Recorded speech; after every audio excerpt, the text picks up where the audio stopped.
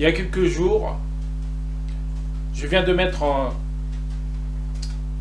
ligne sur mon site Facebook, mon site internet de l'association des défenses, 2 pétitions sur mesopinions.com et change.org. Le titre de cette pétition, c'est « Pourquoi les engagements en faveur de la parité hommes et femmes ne seraient-ils pas mis en œuvre pour le handicap ? Pénurie d'élus handicapés, ça suffit. » Moi, en tant que président de l'association des défenses, M. Bédu Hervé,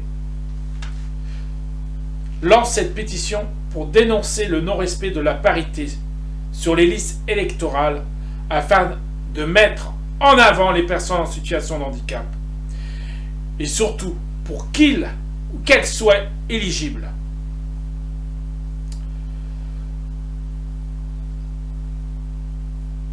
Il faut encourager les partis à se mobiliser davantage pour intégrer sur leur liste des candidats en situation de handicap. Il est temps d'ouvrir les yeux des politiques sur le retard accumulé de la société française. Je tiens à rappeler, 1 Français sur 5 est touché par le handicap. La démocratie se construit dans la diversité. N'oublions pas.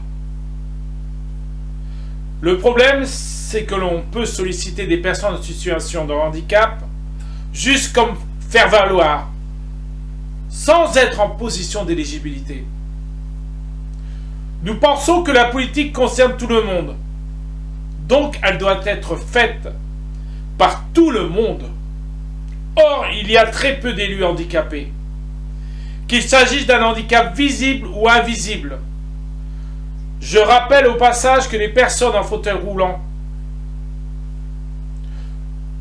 représentent une minorité d'handicapés. 80% des handicaps sont invisibles.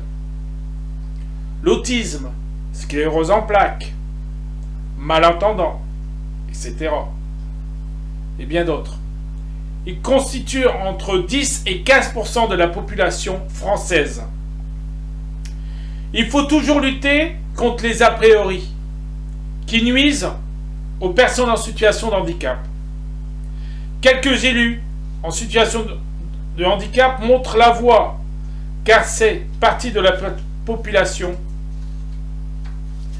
et désireuse d'être mieux représentée.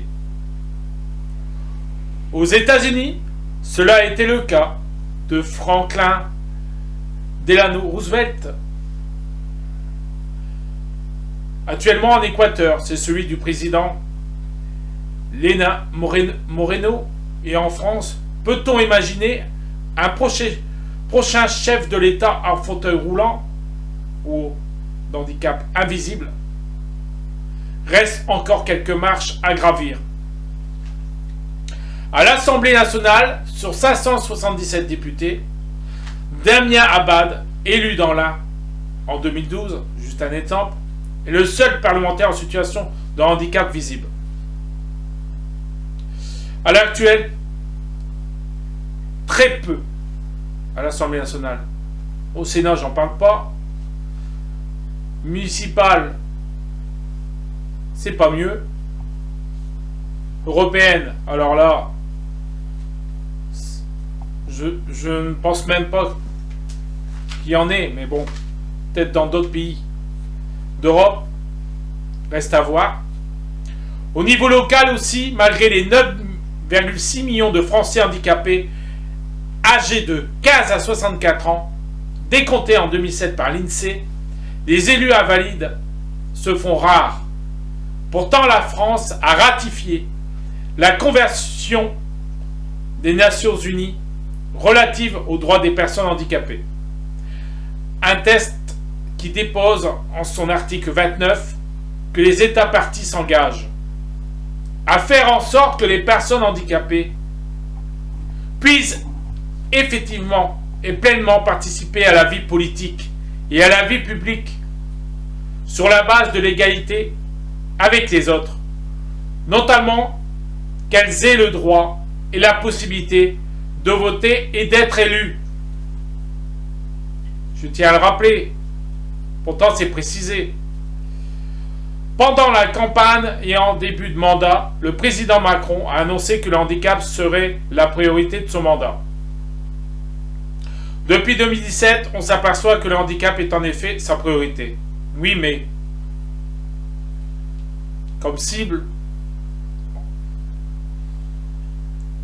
mais pas assez, malheureusement. Pas assez d'inclusion vis-à-vis du handicap dans tout domaine confondu. Je tenais à le rappeler. 12 millions de personnes handicapées en France doivent être respectées. Voici pourquoi les objectifs de la pétition. Nous demandons modification des articles 3 et 4 de la Constitution. Il est ajouté à l'article 3 que la loi favorise l'égal accès des hommes et des femmes et donc en incluant les personnes en situation de handicap aux mandats électoraux et aux fonctions électives. Et préciser dans l'article 4 que les partis et groupements politiques contribuent à la mise en œuvre de ce principe. Aussi, la loi du 6 juin 2000 inclure les personnes en situation de handicap dans cette loi. Je rappelle cette loi du 6 juin 2000, obligation de présenter un nombre égal d'hommes, de femmes et d'hommes, de mettre aussi les personnes en situation de handicap lors de scrutins de liste et instauration d'un système de retenue financière pour les partis politiques qui ne respectent pas la parité. 2% d'écart maximum entre les deux sexes. Des investitures lors des élections législatives. Loi du 17 mai 2013. Inclure les personnes en situation de handicap dans cette loi. Instauration du scrutin binominal, une femme et un homme, pour les élections départementales.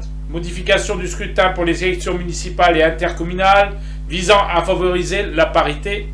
L'alternance stricte femmes-hommes est désormais appliquée aux communes de 1000 habitants, habitantes et plus. Et la liste des candidats et candidates au conseil communautaire devra également respecter cette alternance.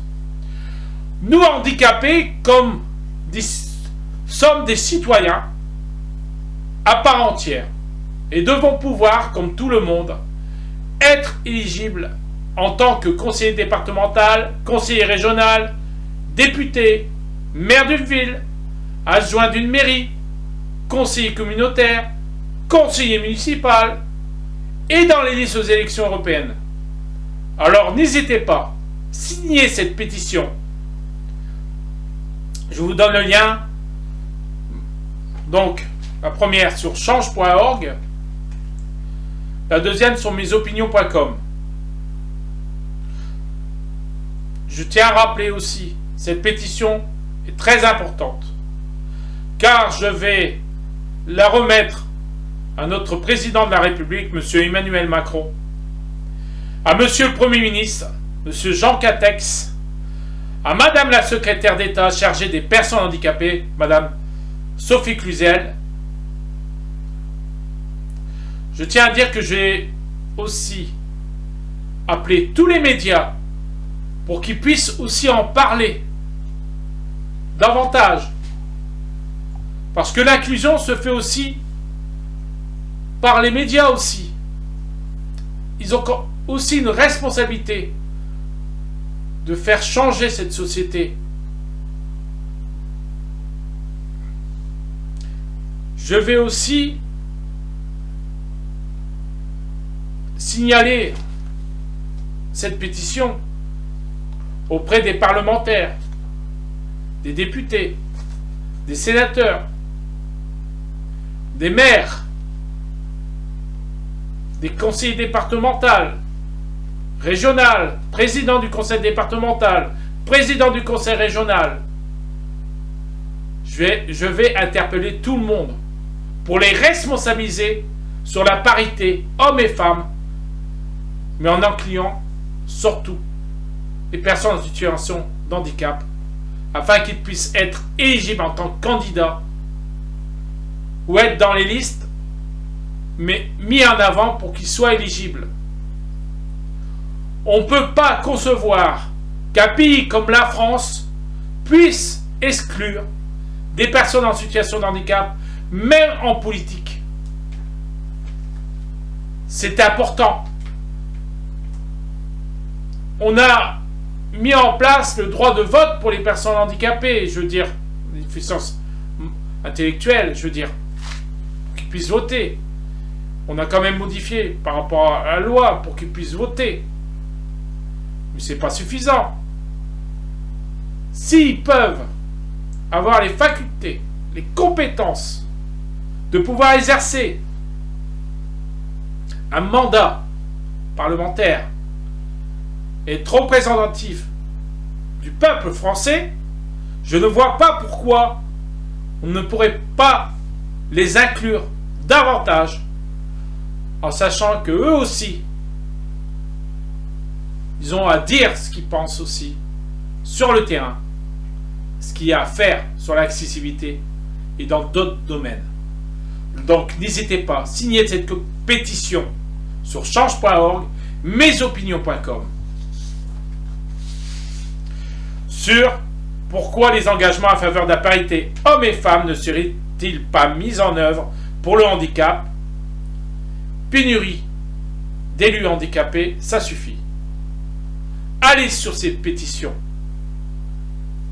L'association Handi-Défense sera toujours là pour ceux qu'on n'entend pas, qu'on n'écoute pas, qu'on utilise et qu'on manipule et qu'on instrumentalise comme une vitrine